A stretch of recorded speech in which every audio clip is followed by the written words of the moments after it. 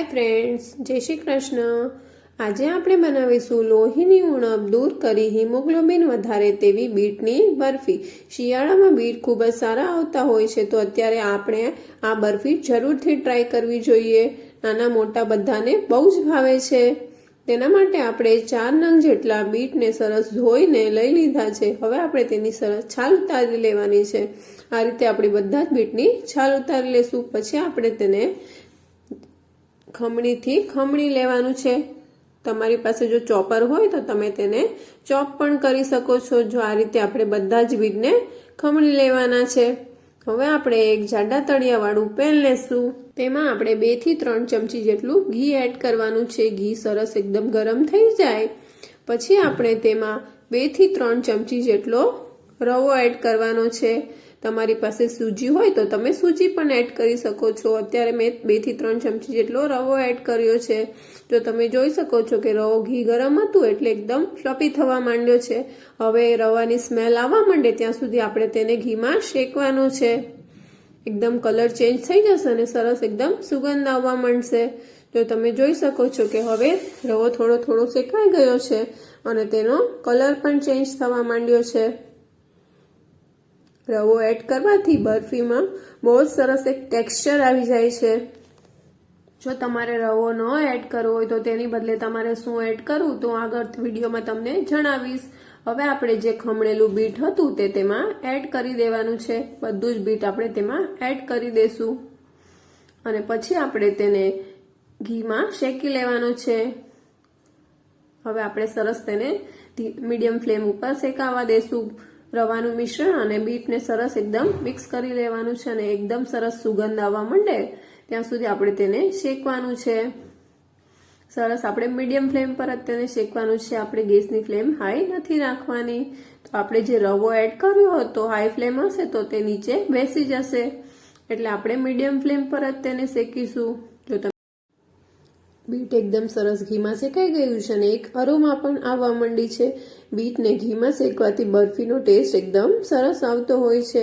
જો સરસ હવે બીટ શેકાઈ ગયું છે, હવે આપણે તેમાં 2 વાટકી જેટલું દૂધ એડ કરવાનું છે। આપણે જે વાટકીથી રવો લીધો હતો તે જ વાટકીના માપથી આપણે 2 વાટકી જેટલું દૂધ એડ કરવાનું છે અને સરસ રીતે આપણે મિક્સ કરી લેવાનું છે।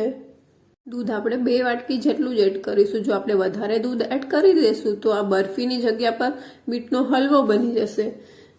જો આપણે જેટલું દૂધ એડ કર્યું છે એટલા દૂધમાં બીટ પણ સરસ પાકી જશે ને આપણે જે રવો એડ કર્યો છે તે પણ સરસ ફ્લફી થઈ જશે અને આપણે જેવું બરફીનું જેવું ટેક્સચર જોઈએ છે તેવું ટેક્સચર આવી જશે। જો તમે જોઈ શકો દૂધનું જેટલો દૂધનો ભાગ છે એ બધો જ બળી ગયો છે અને એકદમ મિશ્રણ થોડું થોડું ડ્રાય થવા માંડ્યું છે। હવે મિશ્રણ થોડું થોડું ડ્રાય થઈ જાય પછી આપણે જે વાટકીથી દૂધ લીધું હતું તે જ વાટકીના માપથી આપણે 1 વાટકી જેટલી ખાંડ એડ કરીશું। તમે ખાંડનું પ્રમાણ તમારી રીતે ઓછું કે વધારે કરી શકો છો। અત્યારે શિયાળાની સિઝનમાં બીટ સરસ મીઠા અને સરસ આવતા હોય છે એટલે આપણે અત્યારે 1 વાટકી જેટલી જ ખાંડ એડ કરી છે।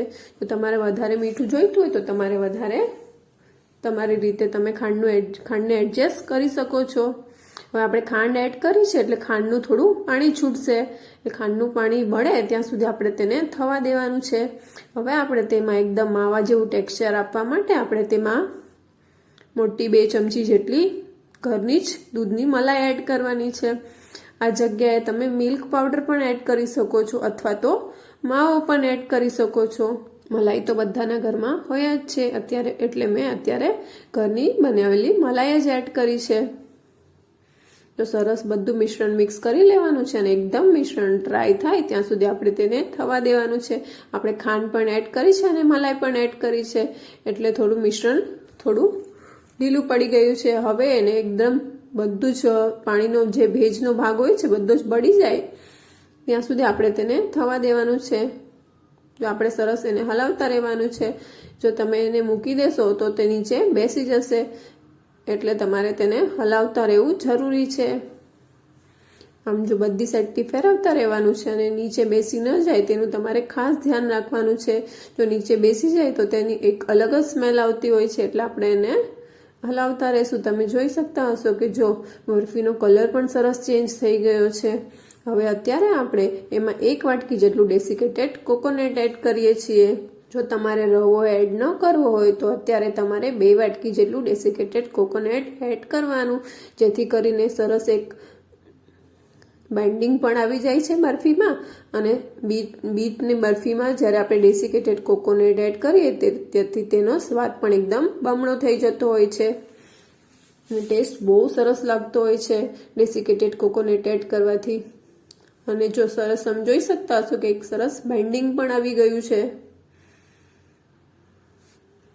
આ બરફીને તમે ઉપવાસમાં પણ ખાઈ શકો છો. તમારે રવો નહીં એડ કરવો, એની જગ્યા પર તમારે 2 વાટકી જેટલું ડેસિકેટેડ કોકોનટ એડ કરી દેવાનો, તો તમે વ્રત કે ઉપવાસમાં પણ તેને ખાઈ શકો છો. જો તમે જોઈ શકો છો કે પેન છોડે તેવું મિશ્રણ સરસ તૈયાર થઈ ગયું છે. હવે આપણે તેને શાઇનિંગ આપવા માટે 1 ચમચી જેટલું ઘી એડ કરીશું, એટલે આપણી બરફી સરસ એકદમ શાઇની થઈ જશે અને પેન સરસ છોડી દેશે. જો તમે જોઈ શકો છો કે સરસ એક શાઇનિંગ આવી ગઈ છે. હજી આપણે થોડું તેને હલાવીશું, જેથી કરીને એકદમ પેન છોડી દે તેવી સરસ કન્સિસ્ટન્સી આવી જાય. હવે 1 મિનિટ જેટલું તેને આપણે થવા દેશું. જો સરસ એક શાઇનિંગ પણ આવી ગઈ છે અને પેન પણ છોડવા માંડ્યું છે. જો આ રીતની બરફીની કન્સિસ્ટન્સી હોવી જોઈએ. હવે આપણે તેમાં ઝીણા કટ કરેલા કાજુ, બદામ અને પિસ્તાની કતરણ એડ કરીશું અને બધું સરસ રીતે મિક્સ કરી લેવાનું છે. બધું સરસ મિશ્રણ, જો તમે જોઈ શકો બધું જ મિશ્રણ સરસ રીતે મિક્સ થઈ ગયું છે અને બરફીનું ટેક્સચર પણ આવી ગયું છે અને પેન પણ છોડી દીધું છે બરફીએ. જો તમે જોઈ શકો છો સરસ પેન છોડે એવું મિશ્રણ તૈયાર થઈ ગયું છે. હવે આપણે તેને થોડું ઠંડુ થવા દઈશું. ત્યાં સુધી આપણે એક થાળીને ઘીથી ગ્રીસ કરી લેવાની છે. થાળીને સરસ ઘીથી ગ્રીસ કરી લેશું અને પછી આપણે જે બરફીનું મિશ્રણ તૈયાર કર્યું હતું તે તેમાં એડ કરી દેવાનું છે. બધું જ મિશ્રણ આપણે તેમાં એડ કરી દઈશું. હવે થાળીને થોડી ટેપ કરીને પછી કોઈ પણ સ્પેચ્યુલાથી તેને લેવલ કરી લેવાની છે. આપણી બીટની બરફી તૈયાર થઈ ગઈ છે. હવે આપણે તેને ડેસિકેટેડ કોકોનટથી ગાર્નિશ કરીશું. તમે કાજુ બદામની કતરણથી પણ ગાર્નિશ કરી શકો છો. હવે આપણે તેને 2 કલાક માટે ફ્રીજમાં સેટ કરવા મૂકી દેવાની છે. 2 કલાક પછી આપણે તેના પીસીસ કરી લેવાના છે. આપણી બીટરૂટની સરસ બરફી તૈયાર થઈ ગઈ છે. આ બરફી નાના મોટા બધાને બહુ જ ભાવે છે. જો તમને મારી રેસીપી ગમી હોય તો એક લાઇક કરી દેજો અને હજી સુધી ચેનલને સબસ્ક્રાઇબ ન કરી હોય તો સબસ્ક્રાઇબ કરી લેજો. જો હું એક પીસ તમને કટ કરીને પણ બતાવું, મોંમાં મૂકતા જ ઓગળી જાય તેવી એકદમ સુપર સોફ્ટ બની છે.